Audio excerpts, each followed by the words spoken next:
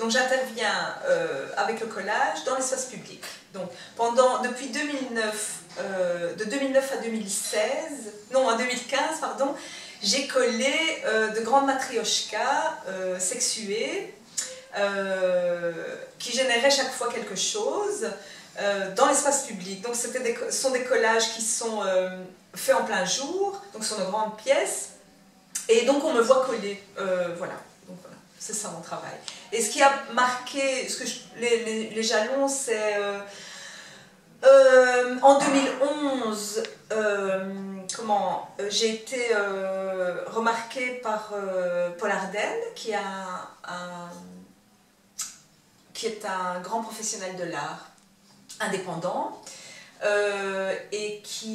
Donc ça c'était chouette. Et puis je dirais en 2013 il y a mon livre qui est sorti, donc une sélection de travaux de 2009 à 2013, donc c'est un catalogue de collage, donc ça c'était bien. Et alors je dirais 2016, fin 2015, parce que là j'ai senti que je devais me détacher des poupées avec lesquelles j'ai travaillé, avec les poupées russes, hein, donc avec lesquelles j'ai travaillé depuis quand même quelques années, et vraiment de sortir de ça. Donc je continue à faire du collage urbain, mais j'ai ajouté l'élément masculin, et voilà.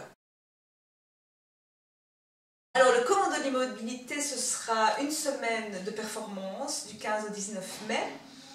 Je travaille avec les étudiants de la section transdisciplinaire artistique de l'ITP, je pense, Institut Technique Provincial, oui, de Cours-Saint-Étienne. Et donc, il y aura une intervention avec un galet, on a construit un galet, donc qui sera porté par 4 personnes. Et autour de ce galet, il y a des étudiants qui vont danser, donc danser on verra, parce que c'est quand même le commando de l'immobilité, mais en tout cas ils vont faire des mouvements qui seront chorégraphiés. Des étudiants donc, vont intervenir musicalement avec des instruments construits autour des éléments de voiture, vélo. Donc ce sera très rythmique, hein, on va taper toc, toc, toc. Et puis toute la partie art graphique est en train de créer des dessins, des visuels qui seront probablement déclinés en carte postale ou en sticker, ça on ne sait pas encore bien. Et ça, ce sera distribué aux automobilistes à l'arrêt, parce que les performances, donc chaque jour il y aura la même performance mais à des endroits différents, d'Autigny et Louvain-la-Neuve, où les voitures sont à l'arrêt aux heures de pointe, en fait, où vraiment ça crée un problème, oui, il y a un problème de mobilité, vraiment, voilà, d'embouteillage. Je ne sais pas si c'est de l'inspiration, parce que c'est pas ça, parce que l'inspiration, ça ne vient pas de... Je ne sais pas te dire d'où elle vient, parce que voilà.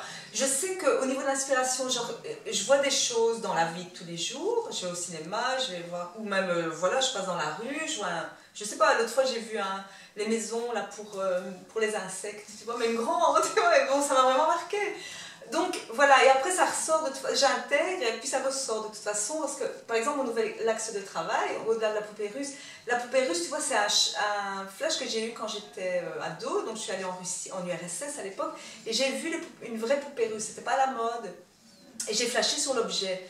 Donc du coup ça provoque un truc que j'intègre, et voilà. Et là, mon nouvel axe de travail, c'est par exemple par rapport, quand j'étais enfant, on me trimballait dans les musées, et beaucoup en Italie, hein, pour les vacances, et on visitait aussi beaucoup les églises. Et dans les églises, il y avait des fresques, tu vois, les fresques de Giotto, qui m'ont vraiment marqué. J'y suis retournée en septembre d'ailleurs, pour bien être sûre. Effectivement, c'est un choc à chaque fois.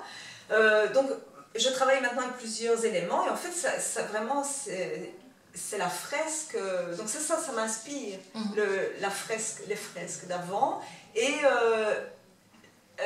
les vitraux aussi, tout ce qui est art d'église en fait. C'est drôle, hein. Pourtant voilà, ça n'a rien à voir avec, voilà.